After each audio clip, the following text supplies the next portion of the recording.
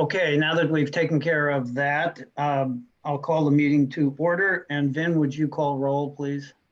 Yes. Chair Bauer, Present? Vice Chair Shepherd, Present. Board Member Heinrich, Present. Board Member McKinnon, Present. Board Member Pease, Present. Board Member Willis, Present. Board Member Wimmer. Here, present. Okay, we have a quorum. Thank you. Thank you, Vin. Before we get to oral communications, I'd like to welcome Gogo and Caroline to the board. I'm sure you're going to have much to provide in terms of your experience, and I'd like to have a more formal introduction later, but I did want to welcome you and at the same time thank Martin Bernstein for his many, many years of service on the board. And I'd like to also recognize that at a later date. So at this point, we offer oral communications to anyone who would like to speak on anything that is not on our agenda today. And Vin, you manage that for us. So do we have anyone that wants to speak? Chair Bauer, we do not have any oral communications. Okay, so next item is agenda changes, additions, and deletions. I don't think there are any, but I'll just check with Amy to make sure there's nothing we need to add. No agendas, changes, or deletions.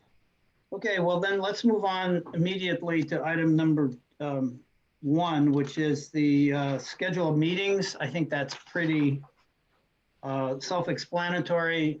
We meet Gogo and Caroline, we meet when the board has a project to review or when the chair or staff, Amy, generates a meeting request to do some other work.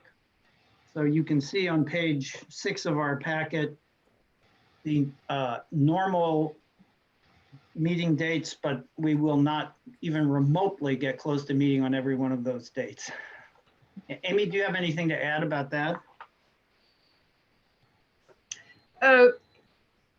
Yeah, it's true. We have a very small workload compared to many of the boards and commissions because the instances of historic properties that are subject to our ordinance is, as far as projects coming forward, is pretty infrequent. So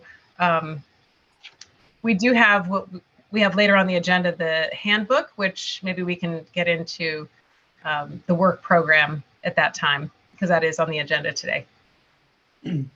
Right. And yeah, I will talk about that because Debbie and I, as all board chair and vice chairs, have done, we were participants in a meeting with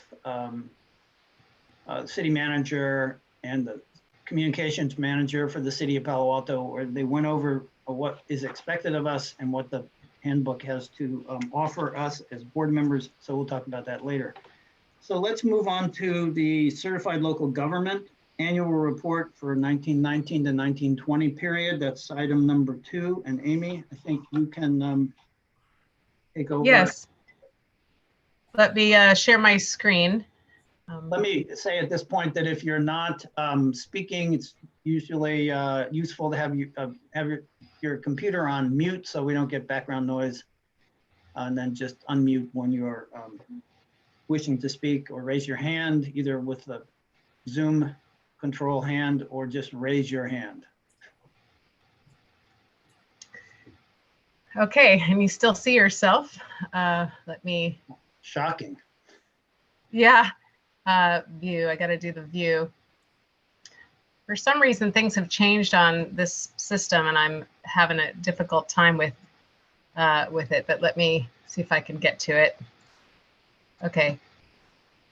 Is anybody seeing this? Yep, there's the handbook. Okay. Yep, and now I need to get it to, okay. Is that better? Yes. All right. Well, first, Amy, yes. You're going to want to switch to display. At the top, there's a button that says display. That's right, display. And swap. There we go. Okay, so good morning. I'm Amy French, Chief Planning Official and the staff liaison to the HRB. Of course, we have our council liaison, Allison Cormack, who is attending. Thank you.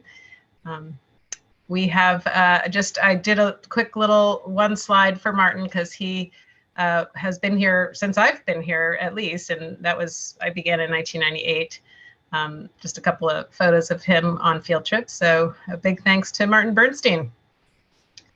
Absolutely. Yep.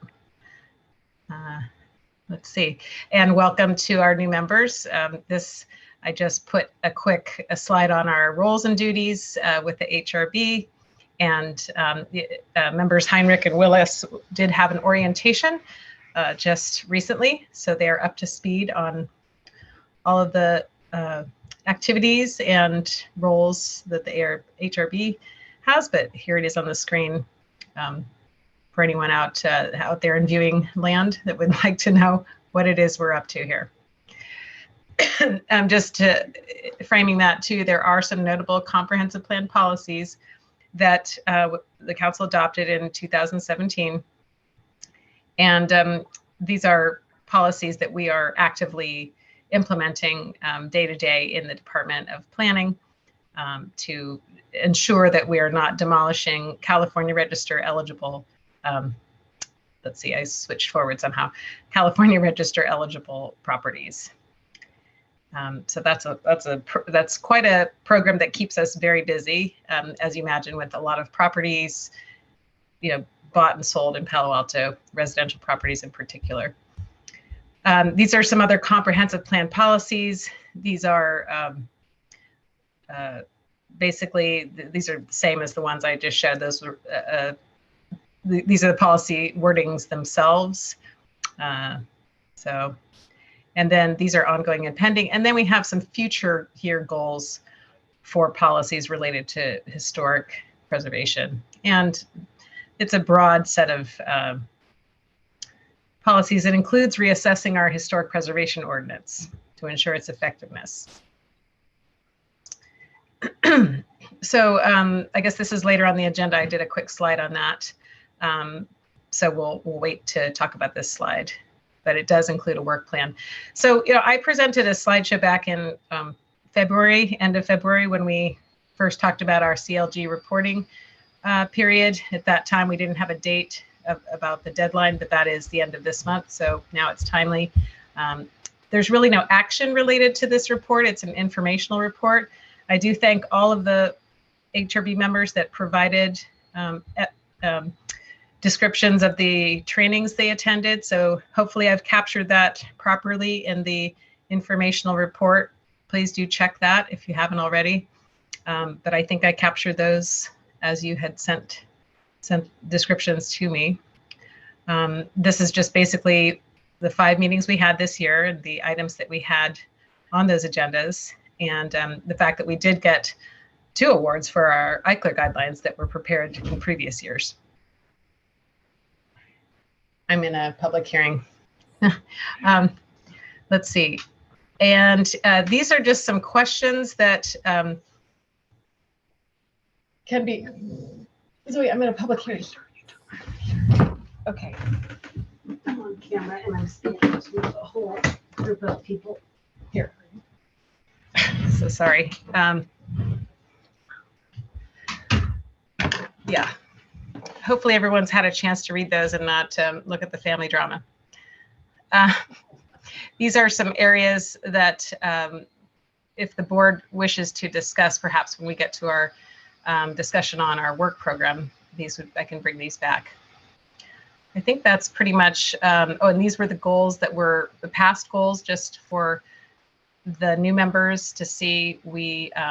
This was our past set of goals for the reporting period that we just prepared the report for. Now, we didn't move forward with the HRB subcommittee's proposal for a tailored Mills Act program, so that's still an outstanding goal. These are pretty much ongoing goals, 1, 2, and 3.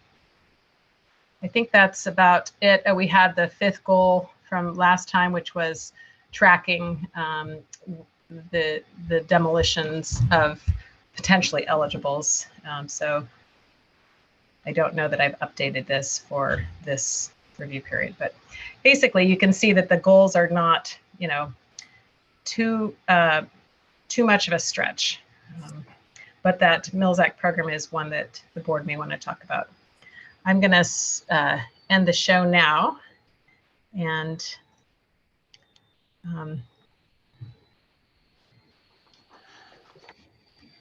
yeah. So that concludes the discussion on the CLG report. Okay, thank And you. again, forgive me for my 15-year-old. Right. So I noticed on packet page 13 that board terms were listed for all of us except for Debbie, and I think Debbie's term ends on in 2022, because I think Debbie and Kristen and I were appointed in November 2016. Isn't that right, Debbie? Yes, that's correct. Thank you, David. Okay, so that needs to be filled in. Also on page 14, for our new board members, they do keep track of when we come to these meetings, so it makes a difference. Attending, we can't all attend every meeting in a more active year, but in this past year, because everybody was basically at home, we were able to, I think, effectively have 100% board participation except for one board member. And then the other thing that I'd point out is that starting on packet page 15 and going on to 16 are the list of preservation seminars, or in this case, this year, they're all webinars. Although there might be other in-person events. At any rate, we are required to have in-service training, is my term, so that we remain and continue to be updated by changes in interpretation of historic preservation applications of the Secretary of Interior standards. So the California Preservation Foundation has a superb set of seminars that Carolyn and Gogo, you should look into, because they're very informative and really easy to attend. And as a board member, your annual membership is paid for by the city. I think that's right, Amy, isn't it? Sorry, I accidentally jumped off the meeting. Can you repeat that? The city of Palo Alto pays our membership in the California Preservation Foundation, so we can attend. Yes. Yeah, okay, just clarifying that. I'm just going over a couple of things for Carolyn and Gogo in the certified report. I think, and we'll get, you brought up the Mills Act. I think we might deal with that at the end of the meeting in board members' questions. So unless there are other comments by board members about our report to the state, I think we could move on to our next item. Anybody have any comments about that? Good morning, Allison. I forgot to say hello because for some reason you popped off my screen. I heard you come on and I did. No, as I think some of you know, I live in an Eichler, and when the light comes in at a certain time in the morning, you just literally, it's just not worth having my video on. So fortunately, council meetings are in the evening. So, but it's moved enough that I'm willing to show my face again.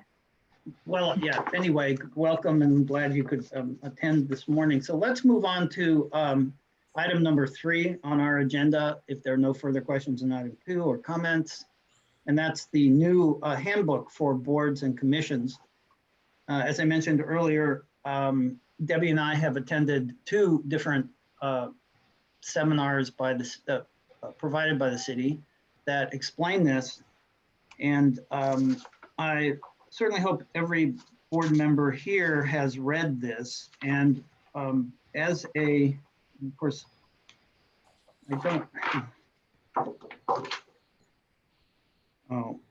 I have not included the handbook for this meeting. I thought I had it here, but I don't. But it's important that on page 5, if I'm remembering the page number correctly, that we sign and return that to the city, which says we have read and reviewed it. And I'm really upset that I don't have the whole thing in front of me because I made notes in my copy, which is really irritating. Any rate, I'm wondering if any board members have any comments about the handbook. I guess what I would say in summary, my impression of reading this and reviewing it is that it's a guideline for us as board members in the way in which we speak and behave in meetings. We have no problems with any behavior that's difficult, at least in my experience on this board.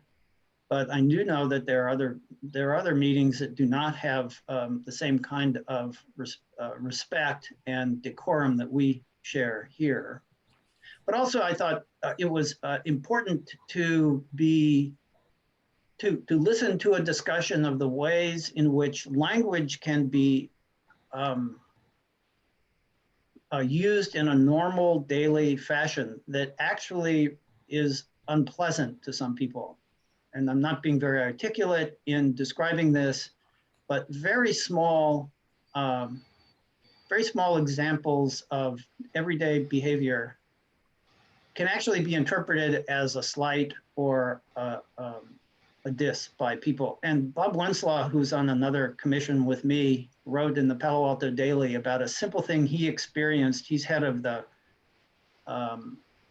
interaction between Palo Alto's sister cities. I can't now blanking on the name of his organization, but he said he realized that when he would say to someone, because he travels the world and a number of the sister cities, a couple of them are Spanish-speaking countries and cities, that he had remarked that the English spoken by people he was meeting with had really improved. And he realized after this training that while he was intending to compliment the person for their language skills, that actually could be seen as a criticism of the language skills in the past. And it was a very informative thing for me because I totally understand what his, as he explained it, what his intention was there, but then it's also apparent how that phrase could be seen as a criticism. So the handbook, I think, has a very good scope in trying to make sure that we're aware of how very small things like that could be considered criticism, even though it's intended to be something not critical at all. Anyway, Gogo, you're muted, go ahead.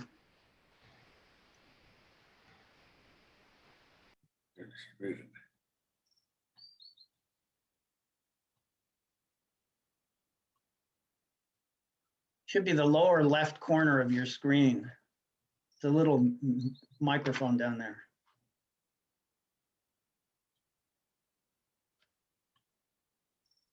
Or hold the space bar down, I think also works. Oh, alt space bar, sorry. Oh, Alt A, it says on my screen.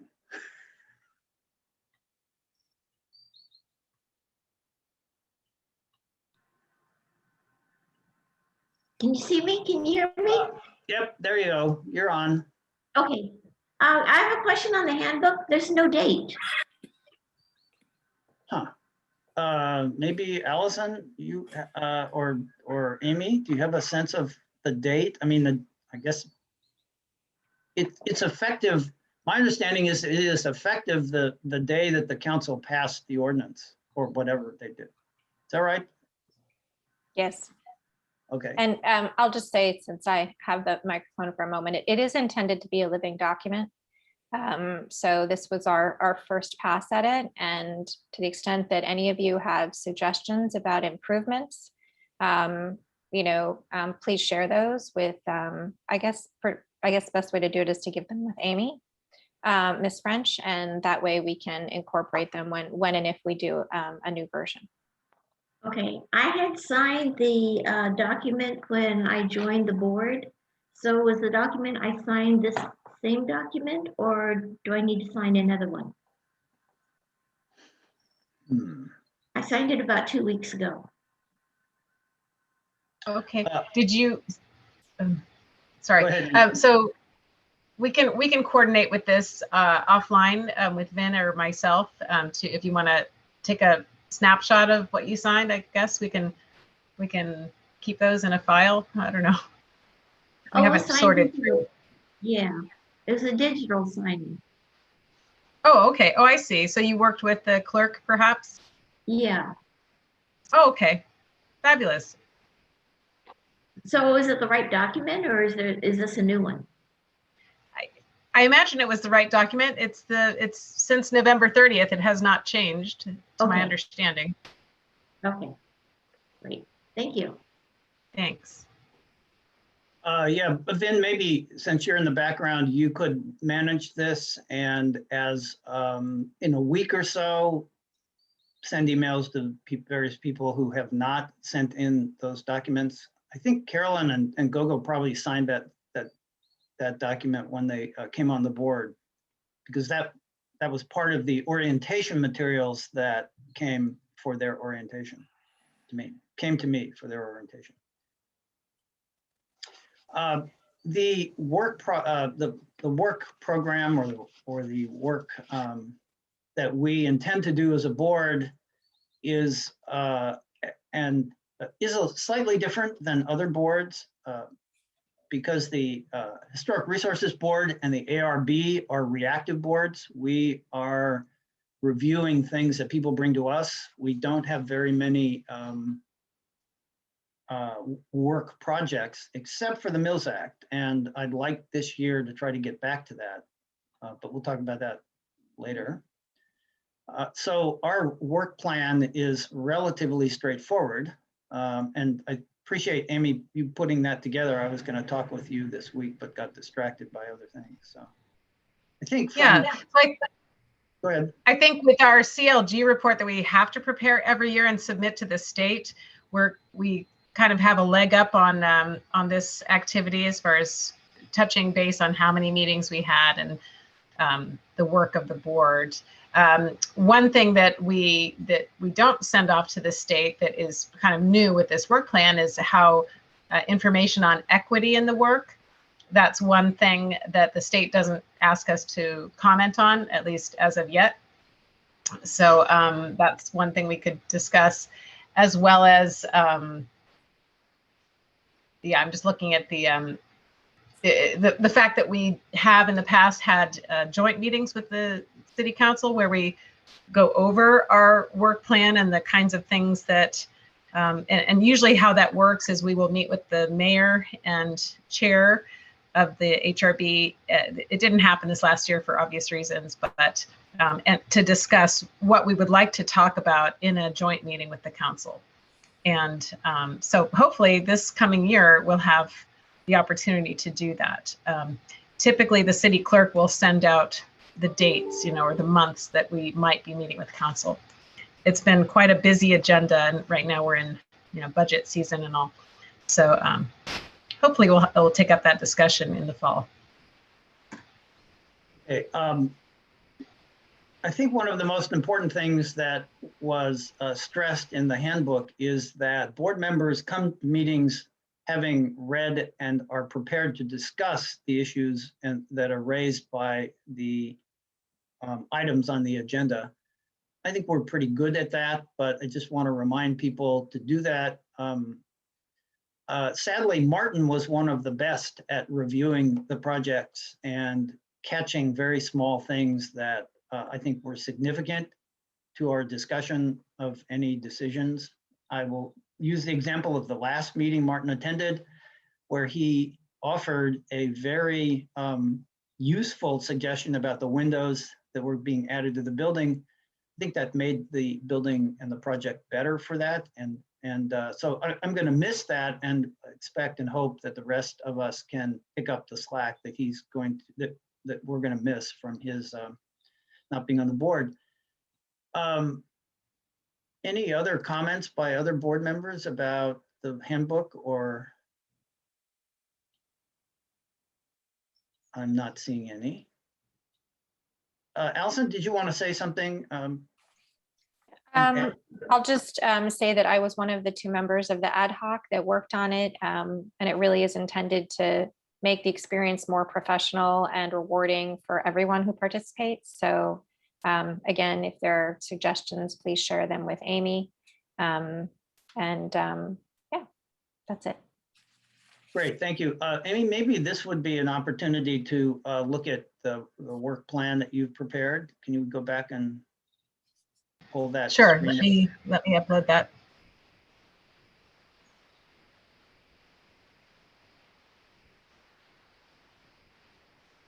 Yeah, I'm sorry. I made some extensive notes on the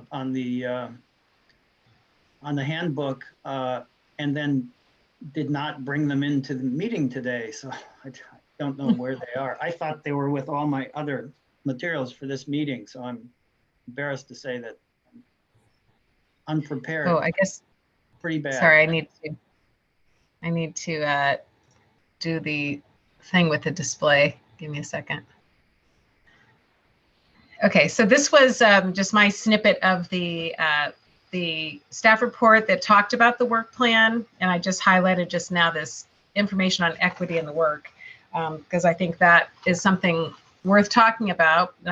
It just so happens that you know, last meeting we tried to reach out to community regarding this original AME Zion Church to see if there was interest in, you know, participating and commenting on the work of the you know, the historic church there, and we weren't able to get participation. But I think it was a worthy exercise to begin that work, to reach out to the community. There are some other possibilities that we could explore if there's perhaps interest on the board to do some research and look into neighborhoods perhaps that were you know, primarily of you know, folks back in the day in the 20s, 30s. And there's a neighborhood near, I think, where David lives that might be of interest to research and see what was going on with that. There's also the Eichler example where Eichler was building communities, tracts that did not have the prohibitive language in the CC&Rs regarding who could purchase houses.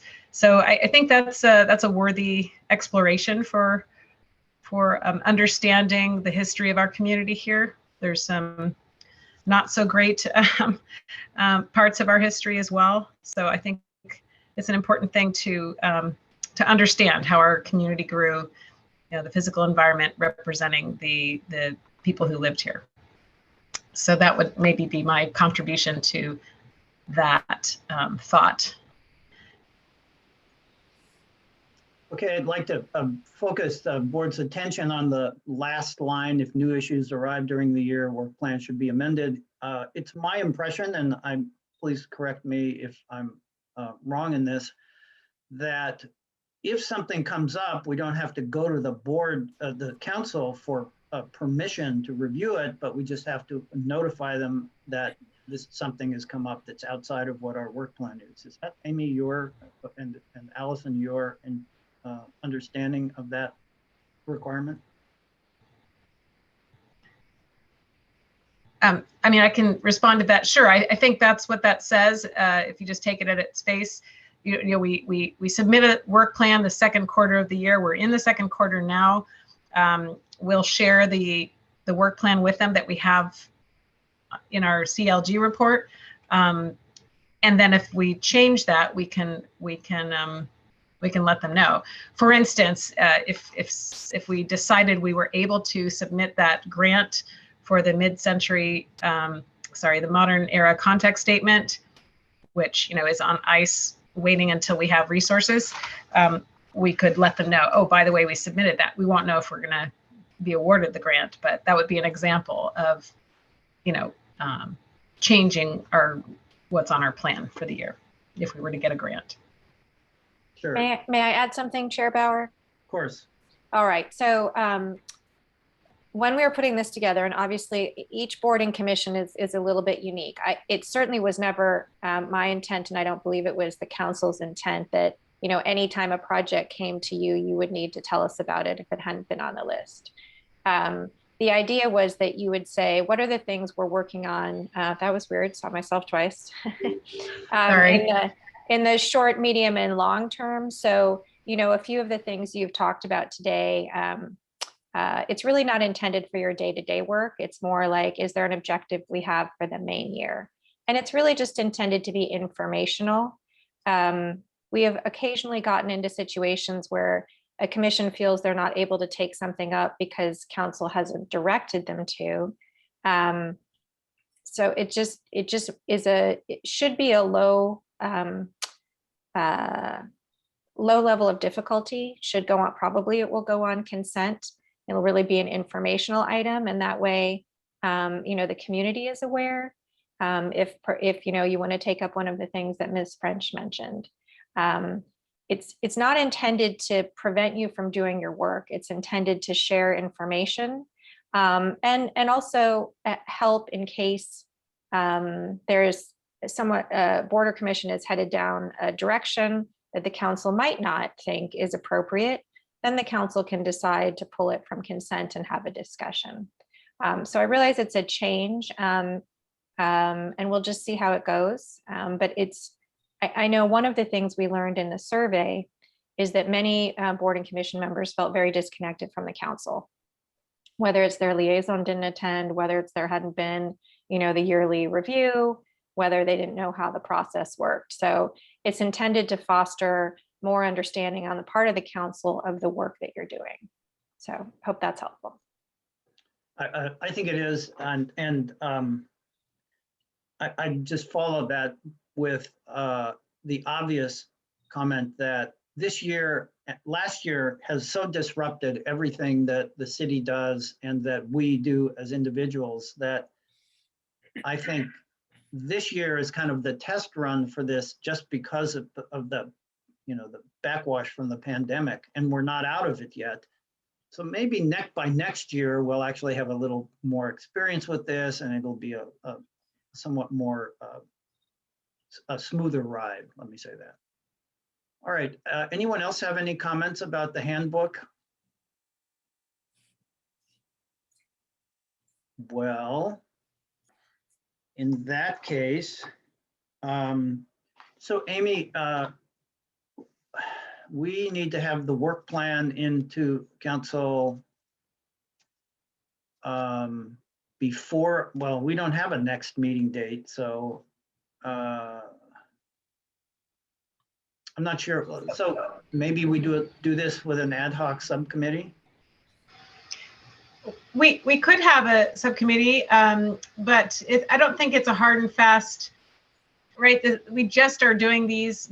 HRB is actually the first in the planning boards and commissions that is having this discussion and talking about the handbook. So I don't know that everyone's going to meet that initial deadline. I think that's an ongoing goal in the second quarter. I think we could talk about this again. I would just say that with our CLG report, I believe that did include goals for the coming period. I may be forgetting, but we could have a look at that since that is on our agenda. I was going to go find the page that. Well, let me interrupt and say, so we have to have this report to the council before the end of June, and we're just at the beginning of the second quarter. So I'm assuming that before June, we'll have another meeting. So we need to agendize the plan on our next, or our next meeting. You and I can get together and, you know, rough it out. And I wanted to, I'm just reminded one of the comments that I wanted to make about the handbook. There are two kinds of subcommittees, and there is the standing subcommittee, which we do not have on the HRB, and there is an ad hoc subcommittee. Those last 12 months and then expire. We're going to have an ad hoc subcommittee meeting after this meeting to look at colors for the President Hotel. And that's an important distinction to make. Other boards, I think the Utility Advisory Board, maybe the Art Board, I'm not sure about that one, but they have standing subcommittees that have a very different, they have a different interaction with the community than an ad hoc committee, in that they stay there for a longer period of time. So anytime I refer to a subcommittee, I'll try to remember to say an ad hoc subcommittee. And those are just created, in our case, for reviews of projects that don't need full board approval, but are minor detail approvals that we as a board asked the staff to send to us so that we could oversee them. Okay, so we'll pick up the work plan at our next meeting, and if we don't have a meeting before the deadline, then we'll call a meeting just to deal with that. Okay. Any other, if anyone at any time wants to make a comment, please don't be shy. For Gogo and Caroline, I don't think I said anything the first year I was on the board. It was a little intimidating sitting up on the dais in city council chambers with people in the audience. Obviously, you can tell I've gotten over that problem. Our next item on the agenda is approval of minutes. And that's a new standard that the handbook has adopted. The minutes are not, as I understand it, going to be verbatim minutes now, but they will be minutes that summarize actions the board has taken. Is that a fair way to describe it? Amy, is that? Yes, yes. So this might be one of the last opportunities for us to look at every word of our previous meeting, which is exhausting. I didn't see anything in the minutes from our meeting of, what was this meeting?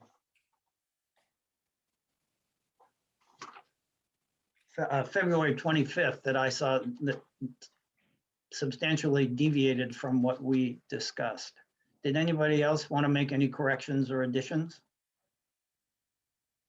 I'm seeing no, I'm head shaking no here. So do I hear a motion to approve the minutes? David, I will move to approve the minutes of our last meeting, Okay, February 25th. February 25th. Is there a second? I'll second it. Okay, Michael, thank you. Any further discussion since there were no corrections or deletions? Seeing no further comment, let's see, how do we do this? Vin, do you want to call roll? Yes. Okay. Chair Bauer, Let's see, how do I, yes, I mean, I approve them. Board Member Heindrich, I abstained since I did not attend. okay. Board Member McKinnon, Yes. Board Member Pease, Yes. Vice Chair Shepherd, I abstain. I wasn't in attendance. okay. Board Member Willis, I think I abstained also. Same reason, wasn't there. okay. Board Member Wimmer, Yes. okay. The motion carries 403. Right. Okay, now we come to the section of board member questions, comments, or announcements. Do we have any of those? I think we've covered, well, let me start by saying I'd like to put on the agenda the Mills Act. We are 90% of the way to finishing a proposal that can be reviewed by the board, but we're having trouble getting the next 10%, in large part because we haven't had any staff help. I mean, Amy can only run 6 or 7 departments at once, so it's difficult to ask her to help. We tried last year to get outside help from Page and Turnbull or some other company like that, but that didn't work. And then, of course, last year the budget collapsed. So I'm not sure where that's going to go, but I'd like to keep that sort of at the top of an agenda, because I think the city does need to have a program. We need to have a defined way of granting, this kind of property tax redirection. And we're way, way behind other cities. And it's not a difficult thing to do. It's a little controversial because anytime you touch the tax base, people are very sensitive about that. But the council has the final say on whether or not this moves forward on a particular project. So basically, they're the representatives of all of us as residents. And so having a plan doesn't mean you're actually going to spend the money. The plan is just a guideline or a roadmap for the council to use in making a decision. And the work plan. I'll just jump in. Go ahead. I'll jump in and just say something about this. There's been quite a bit of discussion lately in this listserv from different cities about the Mills Act. And so perhaps David and I will have a moment to catch up. And I mean, these are conversations that are maybe of interest. It's a debate or what have you, or issues that cities are dealing with regarding the Mills Act. So I think it would be interesting to delve back and have that discussion since it's been on ice for a while. So maybe we can touch base on that, David, and then Sure. Put a study session on the next or a future HRB agenda. Yeah, I'd like to do that. I think the important thing to think of, just a second, Debbie, is that the Mills Act defines how the tax redirection should be used. Currently, we have one Mills Act contract in Palo Alto that as I understand, that's the Squire House facade. And the city simply, that's historic. I mean, it was, I think it was established in the 70s, 1970s, so it's very old.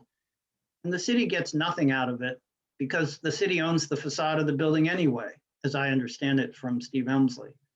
So protecting the facade of a facade that the city owns does not seem to me to be serving the needs of the people, and yet that property tax relief should and supposed to be used to maintain the buildings. And there are many successful Mills Acts around the state that provide not a tax break, it's just a redirection. The money still has to be spent on the project. That's what's important to know about current or modern Mills Act programs. And so currently we're not really benefiting as much as we could in Palo Alto. Debbie, go ahead. I just wanted to encourage you and Amy and the commission to go forward with this. I also serve on the Historical Heritage Commission in the county where the Mills Act has been effectively used. And people ask me about it, and frankly, I'm embarrassed for Palo Alto. Many other municipalities, at least it's my impression, are using this as successfully.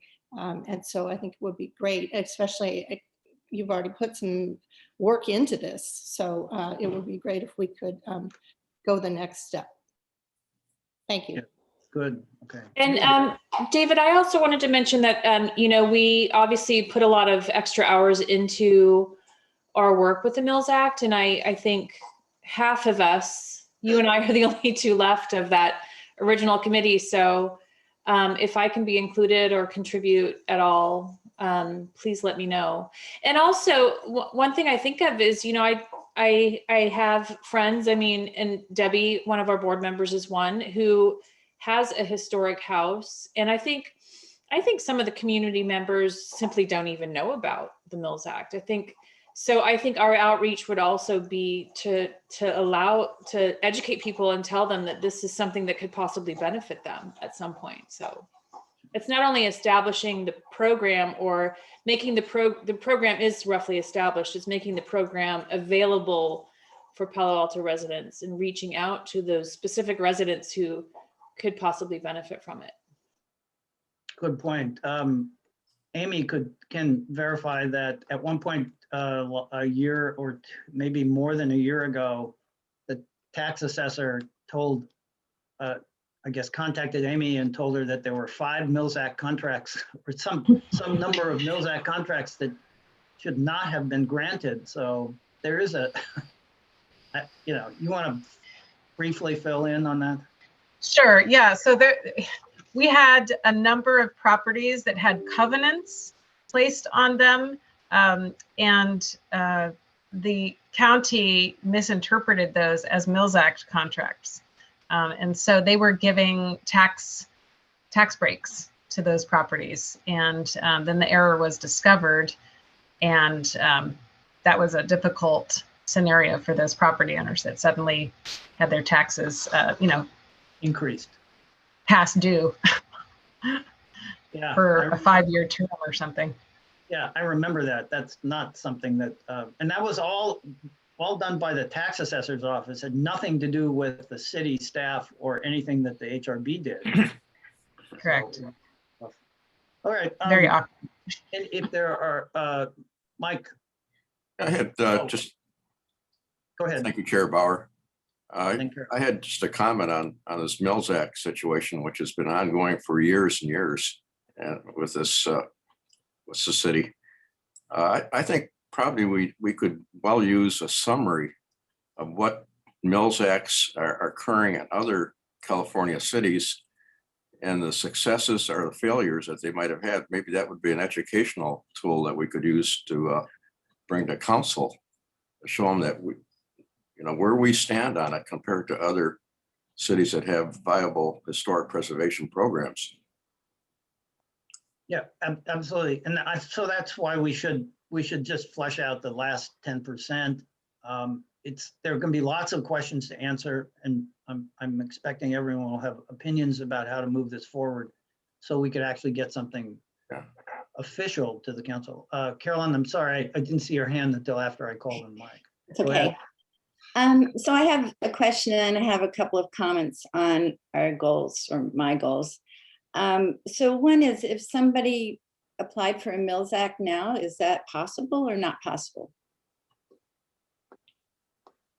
We don't have a program. We don't have an ordinance. There's no inroads to get that. Okay, so it's a no. It's a no. No. Too bad. I know a good candidate that's coming up. So my comments on my goals while I'm serving on the HRB is I'd like to see our website more enthusiastic. I'd like to see it really promoting preservation. I'd like to see the inventory, not just a list of house numbers, but actually our whole inventory. Do most of you have copies of the inventory, the printed inventory? But I think that should be readily available to anybody online. And I know PAST has a lot of that up, but I'd like to see that on our website too. And I just feel like the website looks very technical, and I'd like it to, maybe have walking tours, which originally, I mean, I know PAST took these over, but originally the booklets that were done on walking tours and historic properties in Palo Alto were done by the early HRB. And I'd like to see, especially now, everybody was walking this last year. It was really a missed opportunity, but it would be lovely to see that up online. Yeah, I think you're absolutely right. And oddly, I'm on the PAST board, and a number of past board members were early HRB members. And that's, I think, one of the reasons why it was ported over. PAST tried to do walking tours, tried to figure out a way to do them during the pandemic, but we just couldn't figure out a way that was safe for everyone. So they're starting up in the fall, and PAST is a huge resource for Palo Alto residents in terms of their Yeah, I wasn't thinking so much about guided walking tours as a pamphlet that would have a little map and would have information about the properties. And you could walk through Professorville or downtown or the Eichler neighborhoods and see our historic resources and read a little bit about them. Yeah, well, Allison was instrumental in getting a small art tour of that, like that, up in the weekly where I saw it, and we discussed it during, I think, one of the handbook webinars that I attended, and that was really great. And I'd love to do that for historic properties in Palo Alto. That's, you know, information like that is the way we preserve buildings here. Anybody else have any comments about this? Oh, sorry, Debbie. I was just saying, I was looking through my book and I have, does anyone recognize Yeah. this? Yes. Yeah, right. I mean, this is one of, and this was done by the American Association of University Women, Palo Alto branch. And then I also have this little book, Streets of Palo Alto. Isn't that cute? Does anyone have that? Mhm. I mean, maybe we can reissue these. Like, is that kind of what you're thinking? And and also, I have some pamphlets like from Redwood City. They have a really neat walking tour pamphlet that they have at their building department. And I have a couple of copies of those, and it's not quite as extensive as these books because these books are quite big, but yeah, something like that we could just put them at the building department and see if anybody picks them up. I have old pamphlets that are like just trifold or something, one for Professorville, one for downtown. I think I might even have a College Terrace one. And I think I will try and copy those and distribute them to the board so you can kind of see what's has been out there in the past. It's not very available. I think PAST did try and keep them in the libraries for a long time, but that seems to have fallen off. But I think that, maybe in conjunction with PAST or on our own, I'd love to see something like that on the web because, everybody's walking around with their phone now. And just, see an online version of these walking tours. Yeah, I think that would be wonderful. Everything is now online, on phones. I think somewhat to our detriment, but that's the kind of information that actually would be very helpful. Allison, you had a comment? Thank you, Chair Bauer. And just to be clear, I wasn't instrumental in getting that art tour done. I just highlighted it because I think it's an effective way of doing what Commissioner Willis was describing, making it really easy for someone on their phone to figure out where are these things and to go. I'll just offer one other suggestion. We were told earlier this week at council meeting that the May Fete Parade will be a week. I don't quite follow how it all works, but it'll be a week-long reverse drive-by type thing where I think you're supposed to do decorations, like, for example, at your home, and then it will be on some tour. And there's some stuff that's downtown. It seems like it's in the very early stages. The reason I bring it up is that to the extent there are historic properties that would like to participate in this, then the parade route or whatever the design is would show that. So I just offer that as a way to incorporate historic buildings into something that the city is already doing that might reach a new audience. So Allison, who's organizing that? Is that the city? Or Yes, the city is organizing it. And so I'm sure that Ms. French can work with, the city manager's office to figure out if there's a way for this to work. And it may be, too rushed at this point. And for all I know, we don't have contact information for people, but I just offer it as a way, perhaps at least one property would be interested in participating this way.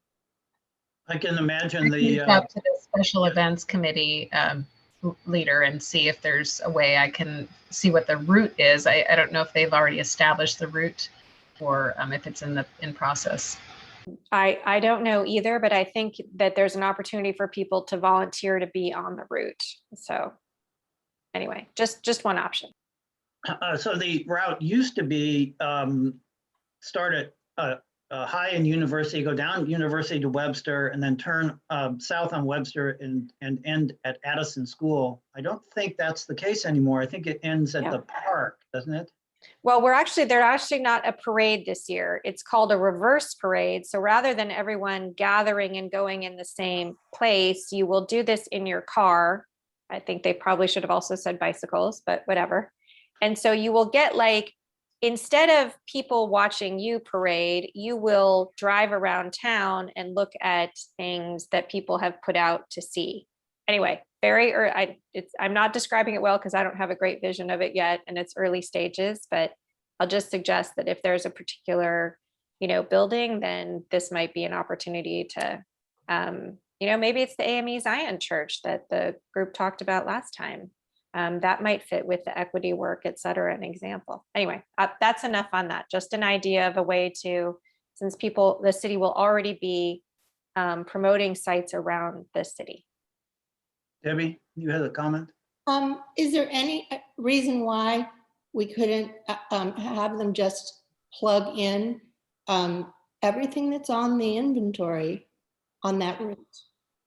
I mean, you don't need permission from owners. It's just public information, but it would raise awareness, and then people can just Google it and they go to PATH's website. Good idea. It is a good idea. I mean, the But list, listen- I mean, I don't think that's asking too much of anyone.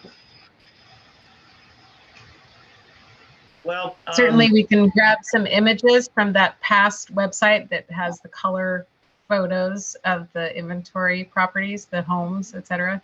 Mhm. That could be something, that could be manageable, I imagine, because it's already on the web. So links to those specific pages or something. good. Yeah, that's actually lots of good ideas here.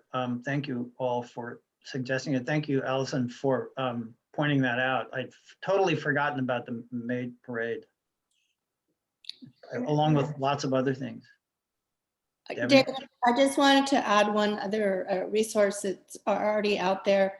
When we had the California Preservation Foundation meeting in Palo Alto, they handed out all kinds of walking tour information, and they had a reprint of a brochure that I'm sure lots of you are familiar with, that was about Burge Clark in Palo Alto.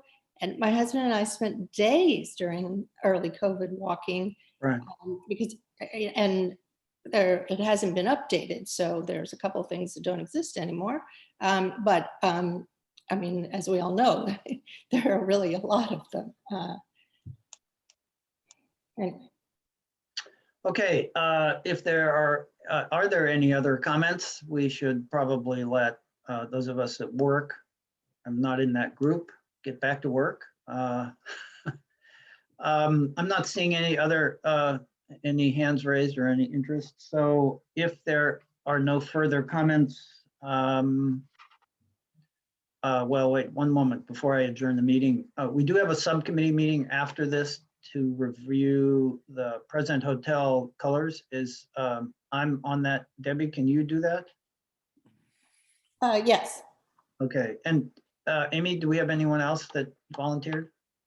I know that I had sent to Margaret and hadn't heard back, but Margaret, I believe you received the plans. Are you able to stay? Okay, Yes, good. of course. All right, so we'll just stay on, and Debbie, Margaret, and I will stay here for that subcommittee meeting. And for the rest of you, thank you for joining. Welcome, Gogo and Carolyn. And I look forward to the time we might actually be able to meet in person. I'm hoping that's coming soon. And thank you, Councilwoman Cormack, for attending. Very diligent. It's been very rare that we see our council liaison here all the time because it's early in the morning. Anyway, thank you all. With that, I'll adjourn the meeting. Thank you. Thank you. Okay. Thank you, Mark. So those on the subcommittee are staying. Excellent. Yeah. Okay, it's a subcommittee Wait, meeting. Michael, hold on. Michael is still here Yeah, and Michael, yeah. Sorry, we you still have can't a be here. quorum. I'm trying to leave here. If I can get to it. Okay.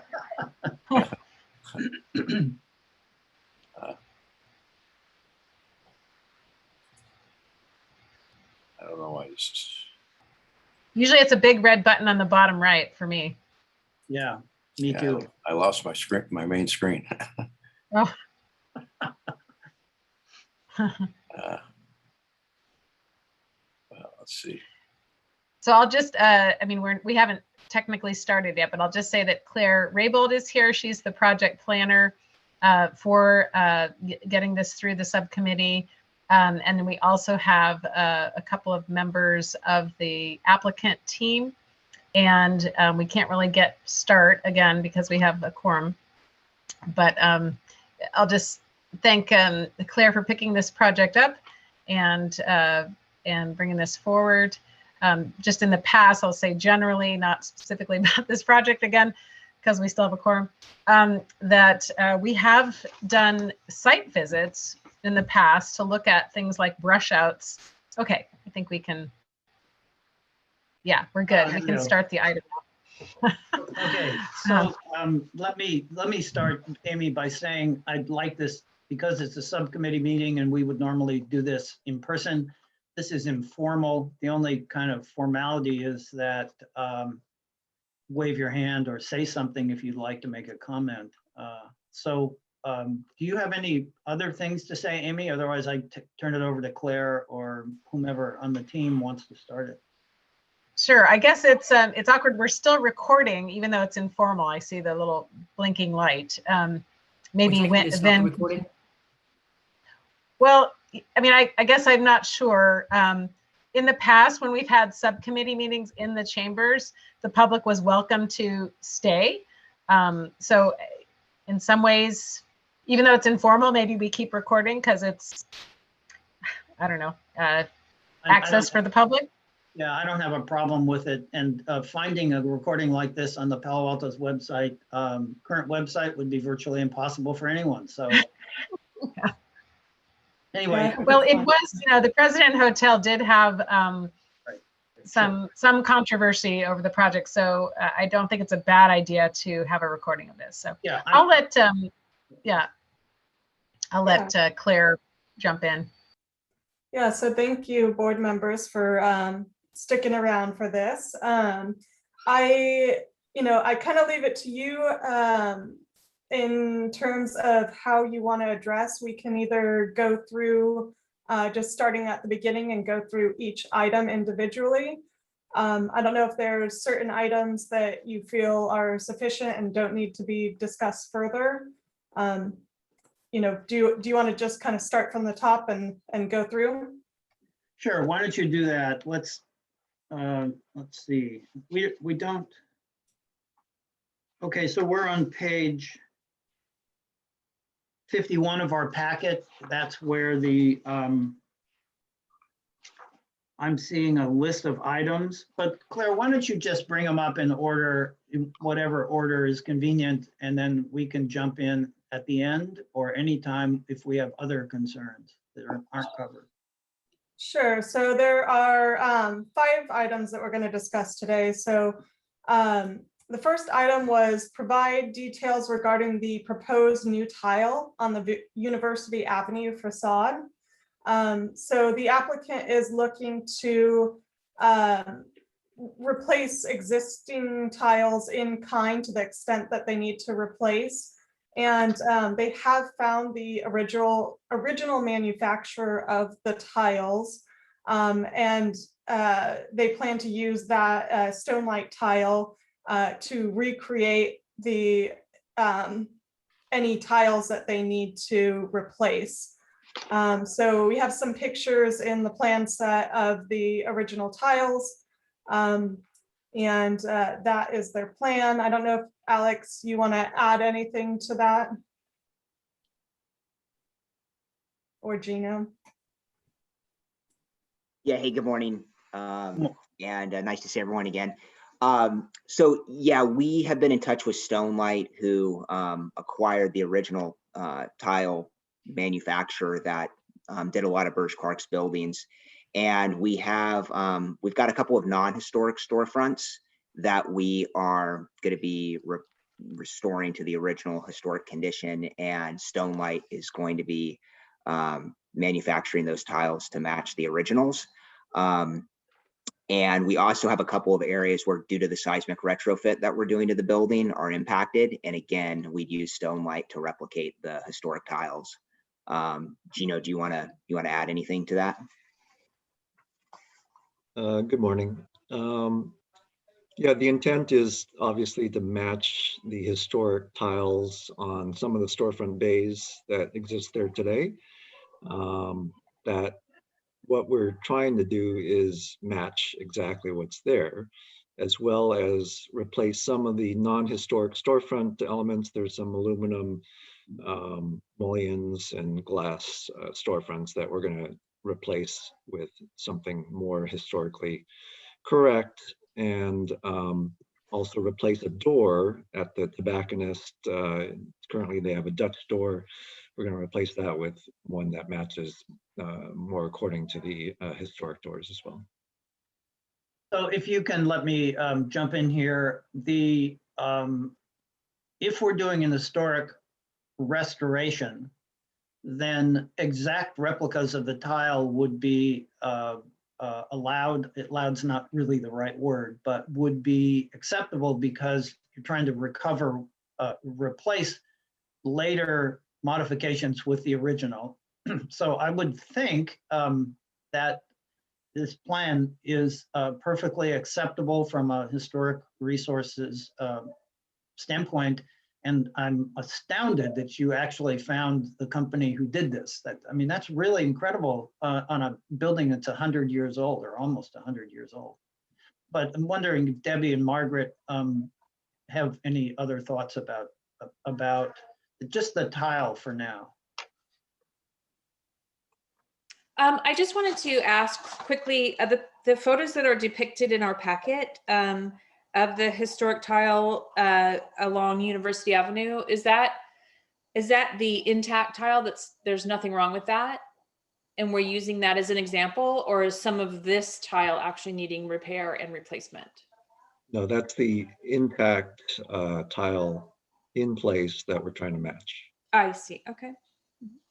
And I think with the seismic retrofit, some of those tiles may require replacement as they move forward with construction. Oh, right. Okay. oh, yeah, of course. And on the second page of the plans that we received, there's a detail of the window detail here. It's in the right-hand side. There, I don't see a page number on this, but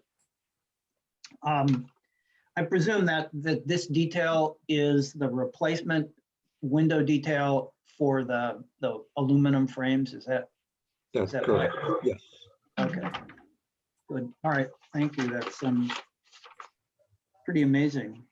Yeah, and Chairman Bauer, the name of the original tile company was Salone and Chamel, I believe, S&S, and it was like a tile pottery company. And I think it was sometime in Stone Light acquired it a long time ago, and so they still have, they're going to be obviously doing glazing samples for us to review in the field, but they still have a lot of, and I mean, S&S did a lot of Birch Clark buildings and a lot of other historic, locations across the valley there. So Yeah.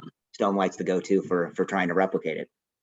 It's amazing. I'm glad that that's still a resource available. I think that unless Debbie or Margaret have other thoughts, that this would be acceptable, and we can move on to the next item. I think the only challenge is to get the colors correct. So I think the fact that they're doing those samples, and I don't know how, I think glaze, it seems to be like a pretty permanent, unfadable finish, but you don't really know. These tiles are so old. Right. But I'm sure they have an artful way of making them look aged. So I think samples are the way to go. Yep.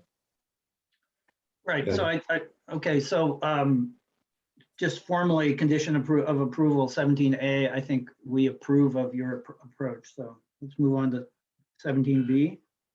Okay, great.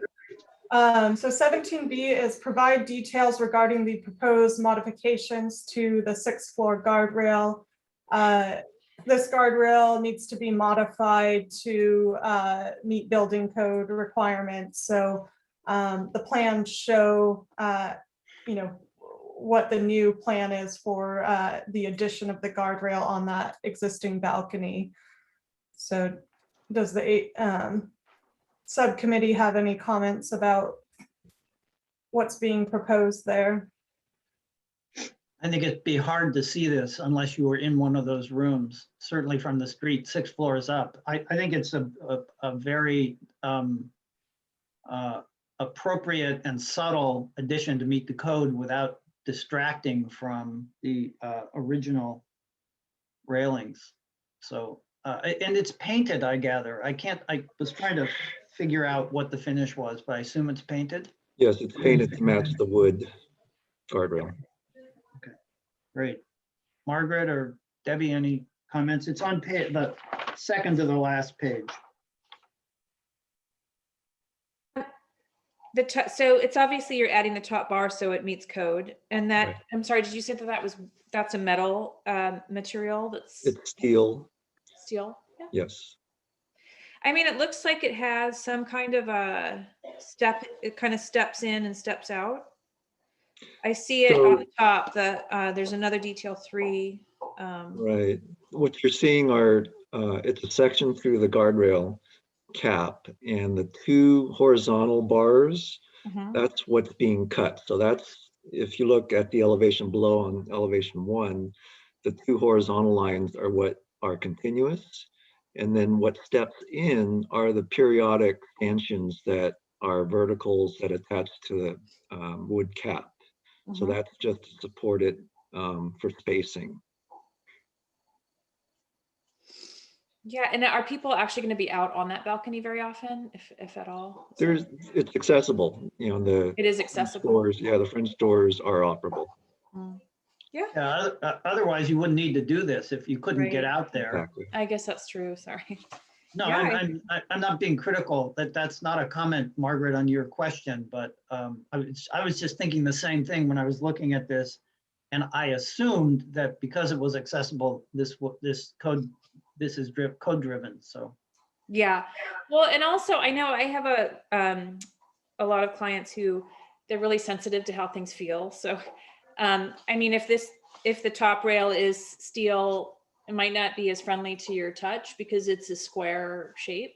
But I mean, I think if it's basically, I think it blends nicely. The fact that it's going to be painted so it looks integral.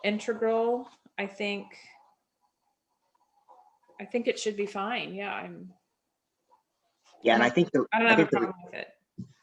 Sorry, didn't mean to speak over you there. I think the reality of it's a very shallow balcony, so we don't anticipate a lot of guests actually, hanging out there. Maybe they'll open the doors like Gino said and have, the fresh air, but I don't think a lot of people will actually be physically standing on the balcony that often.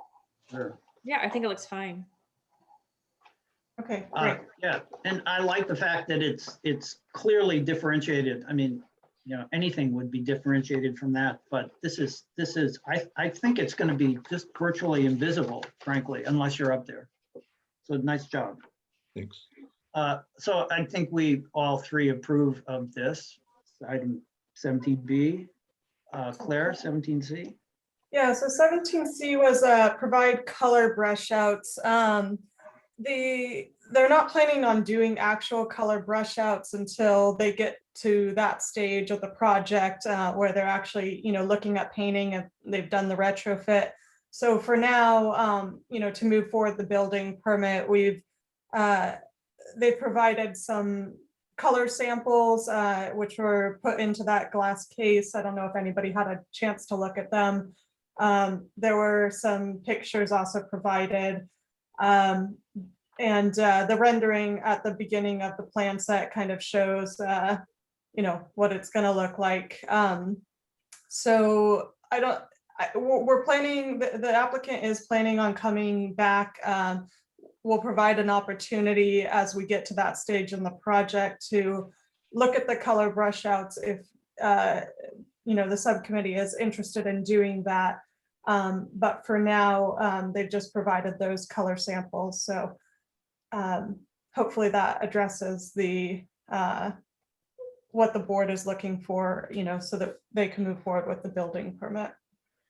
So on page 2 of your plan set, there's an elevation of the front door, President Hotel, with the 3 different colors, the cement color in the background, the darker blacktop color on the entry doors and above the light valance, whatever, transom area.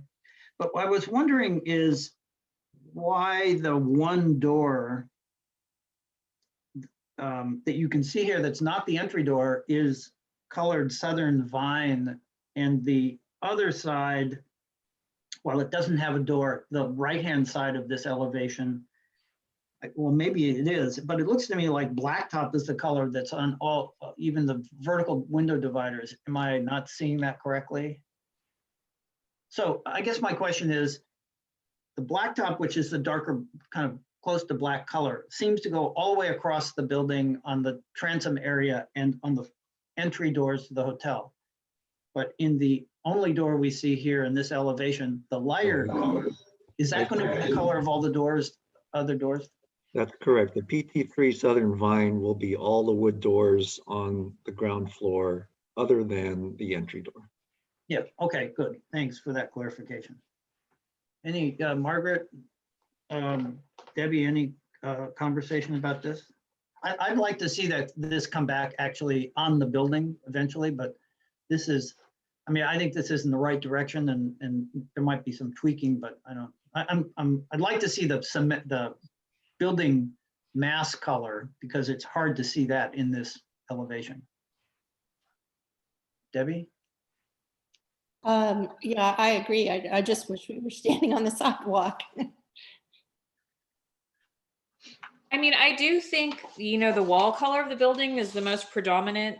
There's more square footage of that. That's going to be really important, looking at it not only on ground level, but from a block away to see its reflectance value. And I mean, it's basically a version of white. It looks like a more grayed out white, which is good.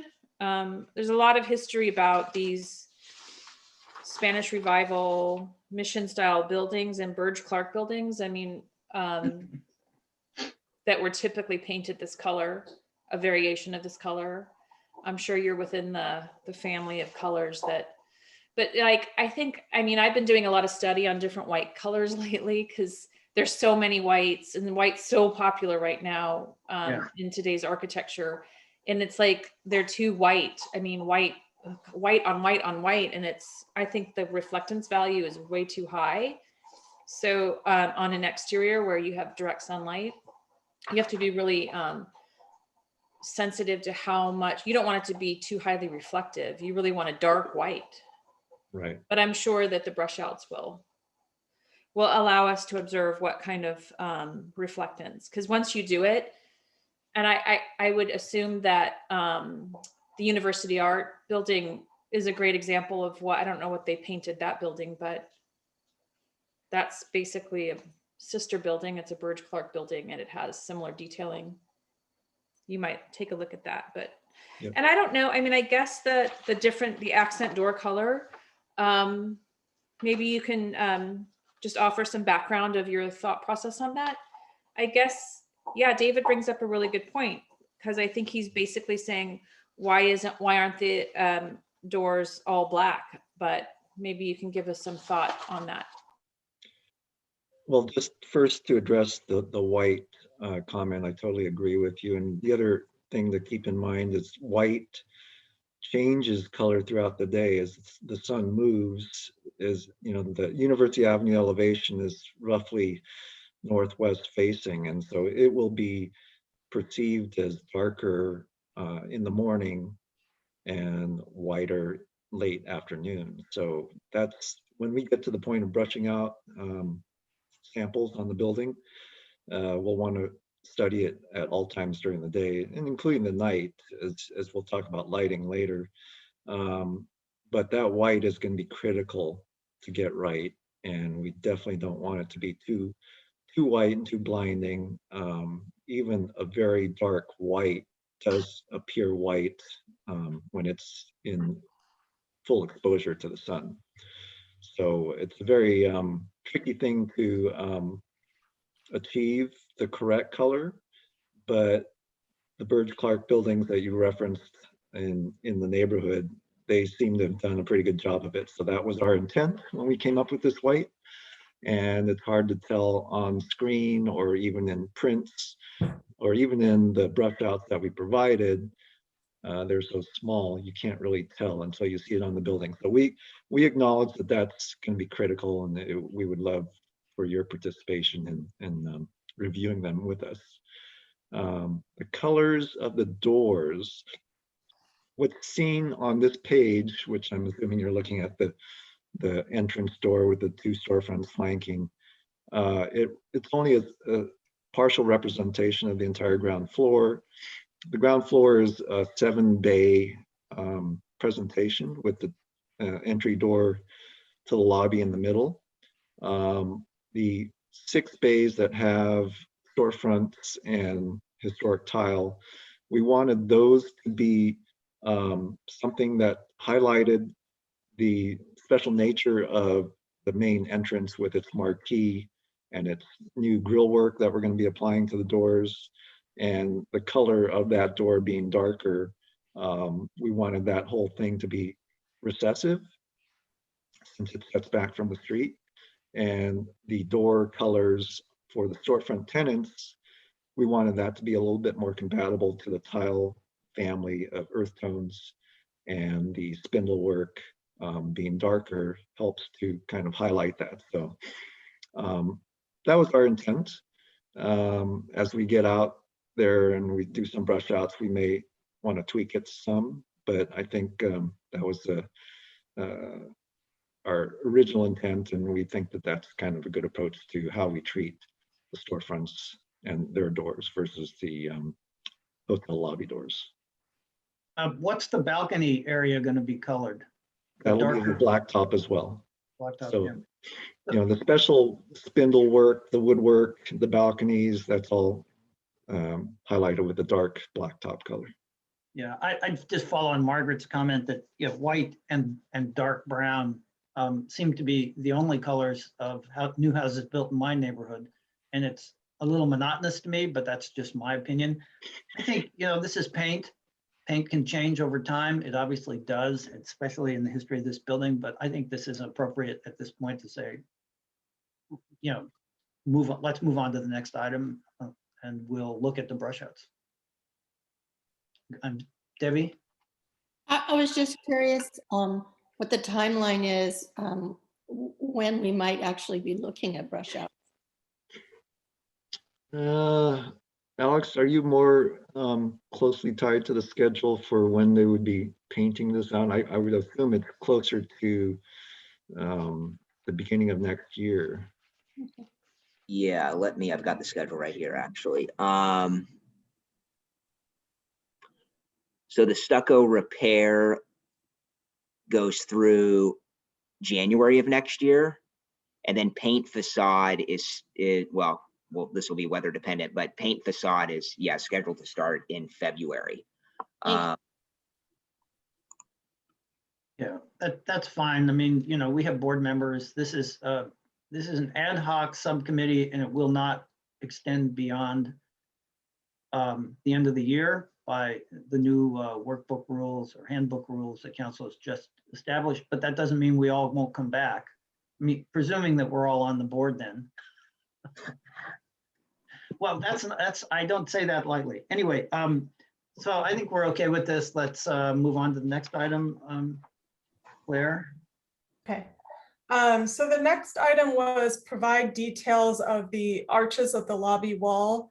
The original design, when you reviewed back in that May meeting, included arches on the lobby wall.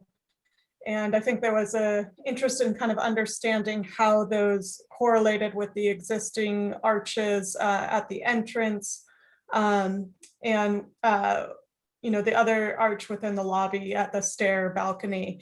And after reviewing further, it seemed like the applicant made a determination that providing arched walls wasn't actually the best approach. And so they've redesigned to include flat walls to kind of ensure that it didn't detract from these other arches that are existing and historic.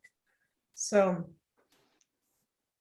I think that's on page 5, 1, 2, 3. It's near the end of the plan set. let's see, sheet 4 of the plans, I believe. Yeah, sheet Oddly, 4 of the plan shows the existing arches that are being discussed at the entrance and then at the stair and balcony. And then sheet 5 shows what they're planning to do, which is to not have an arch anymore. Sure. Okay, well, that's, as I understand these plans, that makes sense to me, and it's also probably going to save the developers some money getting rid of arches.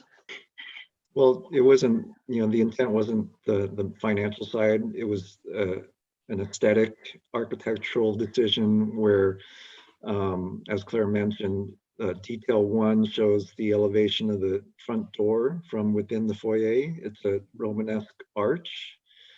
Detail 3 shows an elevation of the mezzanine balcony and its corbelled arch.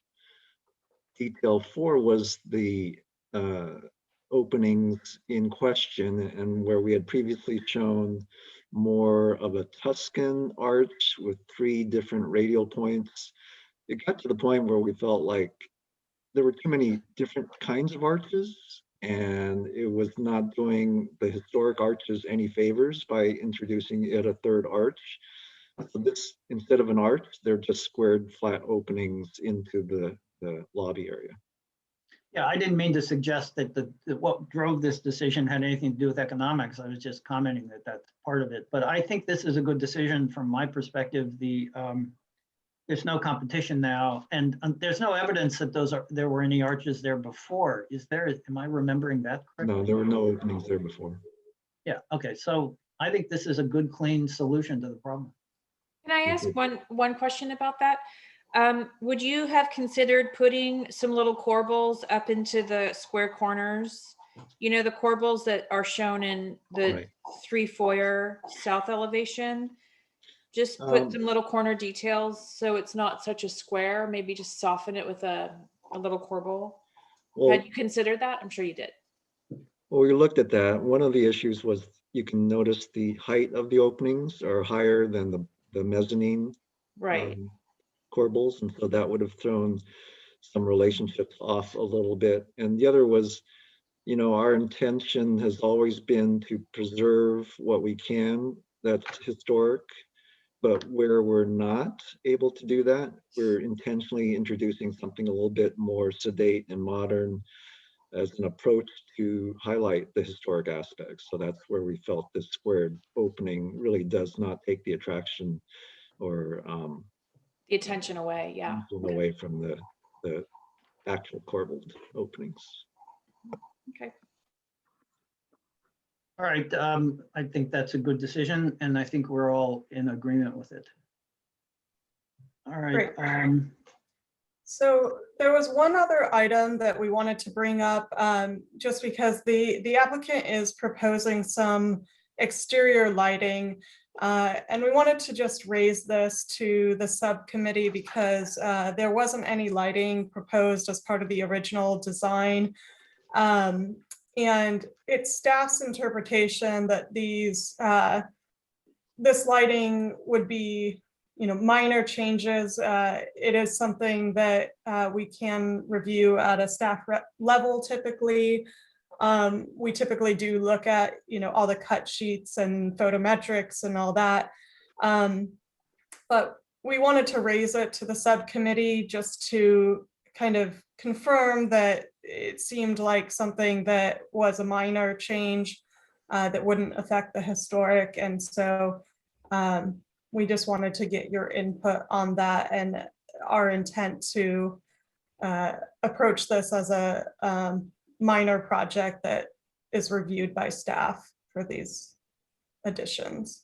Well, I very much appreciate your being sensitive to our interest in modifications. I looked at this pretty carefully, and had only one problem with the proposed lighting, and that's light number 5 that's on the face of the building at the very top of those 2 prominent features on the building. I see all the other lighting. I don't have a problem with that, but I think that the addition of that particular, and this is just my opinion, the addition of that light, when I look at the elevation and the little motif, there's a small motif just underneath the roof on that gable, on those gable ends. I'm not sure, and first of all, on your proposed elevation of the lighting, I don't see those little motifs. Obviously, it's at night, but I see that as a conflict. The other things are all hidden, so the facade of the building remains untouched. And I don't mean this to be a criticism, but I look at this and think, well, why would that be there? I see on the side, you know, the lights over the stairs. Those are obviously required and really a purposeful addition for safety. And so I think those are great. But those just 2 on the face, the number 5s, I think I'm having a little trouble with. I could also comment that, you know, the intention was to highlight the special medallions that are recessed on the facade in the gable. Another approach would be a little bit more subtle, where it would be a hidden LED within the aperture of the medallions, and that would allow the recess to glow rather than be face lit. So we could look at that as a substitution. Oh yeah, I actually, sorry, Margaret, I think if that was your intent, I think internal lighting might be more useful, and then it doesn't add something to the facade. Right. So that you know, I'd encourage that, but you know, I think this is really a small thing. Margaret? Yes, I agree, David, with that. And I think it would be neat if you could light that from the inside. I don't know if that medallion has a glass face or if it's open to an attic space or a space up there. If you could provide a light in there, I think that would be a little bit more appropriate. But I also wanted to comment about your fixture number 4. So that's an adjustable facade accent uplight. And it doesn't look like with the facade of the building, I know that there's some, you know, some molding details, but that looks like a stuccoed mold that's pretty tight to the face of the building. I don't know, when you mount, if you were to mount fixture number 4, it would be visible on the, you would be mounting it to the exterior face of the building. So I think that, I don't think that that would be a good look at the end. You know, my first job out of college, I worked for an architectural lighting firm in San Francisco, and we did a lot of major big buildings downtown San Francisco that we'd light them. And a lot of the impactfulness of lighting is to be able to move the lighting far enough away so you can get a big enough spread Right. to light up. And I mean, this is over several feet. So I would just forego that idea of doing that, because I think it's going to look like something that you just applied to the building and it's not going to have the effect that you want. I can see you doing something on the marquee, you know, where the sign is, over the front door.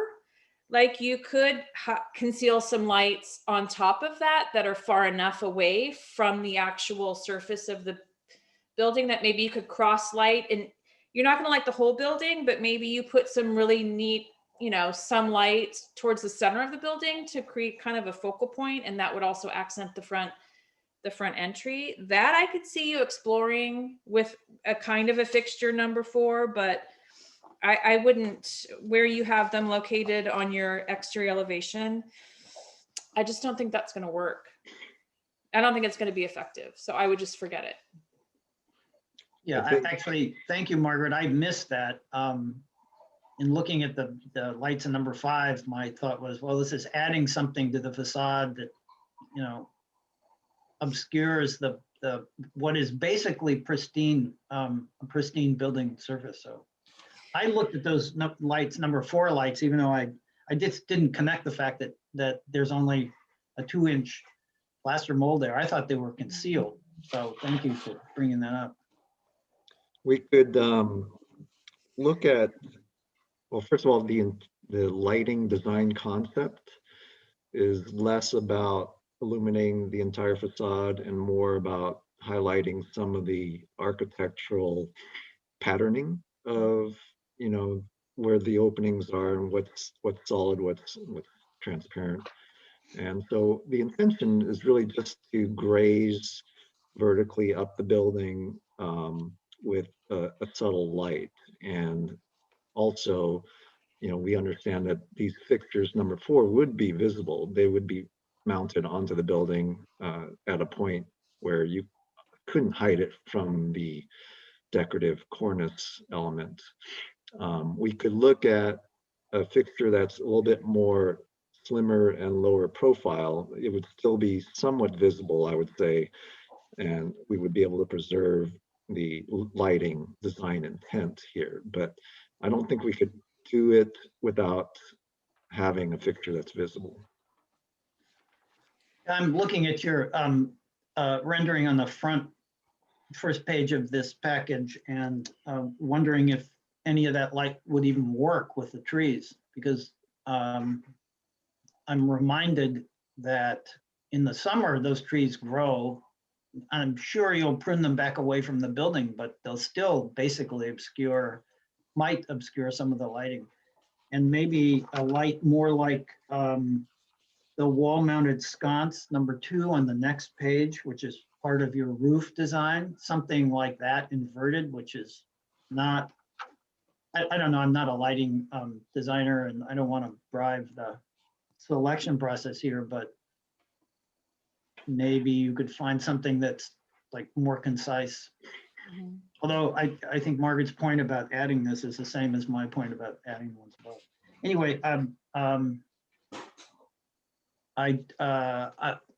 want to get stuck on this. I think this is an early look at this, and I appreciate your bringing it to us. Maybe you could think about it, and we could kind of pick it up later. Yeah, I think, you know, I think, Gino, we can discuss too about what, you know, what makes the most sense. I think it sounds like, is it fair to say that that horizontal or linear fixture that is meant to, I think, illuminate and highlight the spindles above the storefronts? Everybody, you guys like that sort of effect and look? Yes, I Well, like that. I Okay. do too. It's hidden. I mean, you know, Yeah, yeah. presumably you won't see it. Debbie, Yeah. Debbie, is that something you're comfortable with? Yes. Okay. Also, not to be technical, but you know, all these LED lights, they come in different color temperatures. I'm sure you're aware of that. So I wouldn't go with I hate that 5,000 degree temperature. It's like supposed to be daylight, but it's just the most harsh, ugly. Now they come in 2,700, which is more like incandescent. Yeah. So I would play with something, you know, either 2,700 or 3,000. Yeah. I wouldn't go above 3,000 on an old building. It just doesn't look right. It's like the white don't look like, they look weird on an older building. I agree. So let's jump to the last page of the roof, which you included here. I can't remember, my only thought about any of this, and you know, obviously this has been well considered, is just what kind of light is thrown off the building to adjacent buildings. Now it's up pretty high, and there isn't really a building that's up that high near there, except for 575, and that doesn't count. And the only reason I bring this up is that the light number 5, the decorative pendant, those are all kind of over at the end of the pop-up on the roof. And those don't have any guards. They're not down lights. They're not focused lights. They're not the low path lights, which all are constrained, and they work on the dark sky initiative, which we're all trying to work with. The other ones, your light number 2 I'm sorry, the festoon string lights, I mean, you know, those are what they are. You can't really get those so that they just point down. And presumably these will not be on all night. I mean, I don't know what your sense of timing is with this, but so those are the only things that I saw when I looked at this. Sure. I think to speak to that, we can ask the applicant to, so that first off, the decorative pendants would be kind of lined underneath a trellis feature. So we can ask for some photometrics to ensure that it's not throwing light off the building. I believe that's actually might be a condition of approval of the conditional use permit for the use of this space. So we can get some clarity on that as part of the approval. Just kind of going back, I want to get clarity. It seems like what I'm hearing from the subcommittee is that you guys are okay with moving forward with having staff process most of this lighting, but if they want to do some up lighting, then that would need further review, potentially not at a staff level. That's my feeling. Margaret, Debbie? Yes. Definitely. And you can do mock-ups with lighting too. Before you put, you know, junction boxes on the face of the building, which, Yeah, don't do that. yeah, just, you can just mount while you're, before you do the finish work, you know, that's something you could even do now. Right. And then in regards to the roof, I mean, I think it's pretty protected by, you know, I don't know where on the roof the lighting is occurring, but it looks like, you know, just because we've got these gable ends, I mean, some of this is protecting. I think any of that lighting is going to be more in the center. It's clearly not going to be visible from the That's right. ground. Yeah, right. Yeah. I just want to raise that point, that's all. Yeah. I would not want to have somebody come to the HRB meeting and say, why did you approve this lighting that's now lighting my backyard and my bedroom all night long? So Yeah, and I mean, it's important to note too that there are no residential uses within, I can't remember the distance, but there is a requirement in our code that they can't actually use the that space on the rooftop and get a CUP if there's residential within a certain distance. And so that was something we looked at in allowing the use of that space, so. yeah. Also, the Garden Court, former Garden Court Hotel, I don't know what I can't remember the name of it now, is the closest building, and it's considerably shorter. I just want to raise the issue. I'm a big proponent of dark skies. In fact, I travel a lot in the West to places that do not have light, so we can look at the stars, which are not visible here ever. And the stars, I mean, being able to look at the Milky Way, which I remember when I was a child living here, growing up here, pretty incredible experience. And so I'm sensitive to that, and that's why I'm passing this along without judgment, but just as an informational piece. Okay, great. All right, I think, and any other issues? I think that's it on the I list. think that covers everything, so thank you Right, guys so much for your time. Yeah, I do appreciate you bringing this back to us, Gino and Alex. It's impressive that you are willing, even though there are conditions that you've thought through this, and they're thoughtful suggestions, and I think we all like them for the most part. Good. Appreciate the comments. Good. Yeah, no, Look thank you guys forward- thank you for the feedback on the lighting too. I think we can definitely, we don't want to do anything to detract from, you know, how beautiful the building is. So Gino and I will circle back on that. Well, and this, you're working with a really great lighting design firm. That's actually the firm I just realized HLB, yeah. who I work for in San Okay. who taught me what I know. So you're in good hands, but Good. they shouldn't be doing that number 4. That's a no. Where did they, who did that? No, I'm just kidding. All I right. know all listen, of them. Well, not so much anymore, but I know the principals. So Well, I want to thank Margaret and Debbie for doing this quickly on such short notice. Claire, thank you for guiding us through. Alex and Gino, thank you for bringing this back. And of course, always thankful for Amy doing 25 jobs at once. So if there is nothing more, I'll wish you all a good day and look forward to seeing the building when it is complete. Yep. Thank you so much. Definitely. Thank Thank you. Thank you. Bye. Good. Bye-bye. See you next time. Bye.